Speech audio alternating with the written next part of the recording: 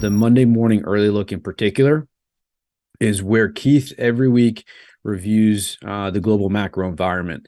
And so starting, thanks, John, for scrolling down there. Yeah. So if you start scrolling down, he'll kind of do a little bit of a blurb, but as we get into the nitty gritty there, kind of right below the macro grind, exactly right there. So this week, I love this. He started off the year, if you can pause there, thanks, John Ron, in terms of the quote right from Jack London. I wrote it down in my notebook. Keep a notebook, travel with it, eat with it, sleep with it.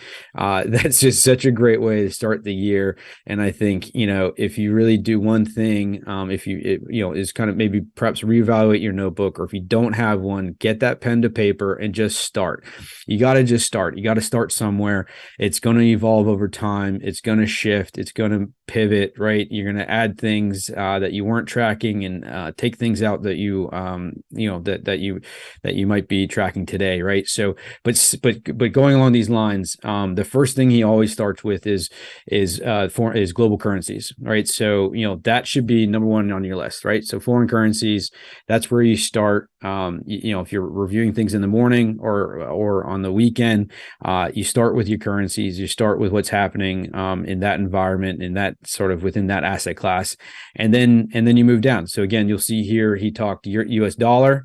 Then he went to the euro. Then he went to the Japanese yen. He goes to the British pound, right? Those are euro, yen, pound, dollar are all things that we get and we track on the risk ranges every day, right? So the fifth one there in terms of currencies is the Canadian dollar, right? So that's not mentioned here, but it's one that's in the risk ranges every day. So you should be kind of tracking that. That should give you an inclination that it's important.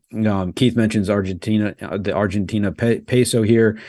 So again, it's not just about the cores. It's also what's happening in really, I'd call it kind of the G20, right? The G20 currencies, the G20 economies. These are important aspects. And again, I know Argentina isn't necessarily part of the G20, but it's influential in regards to how are economies, countries around the world, what's their currency doing, and especially in conjunction with the US dollar, because typically they pay for goods in dollars. As we scroll down there, we get into a bit more of kind of right there, buddy. Thanks.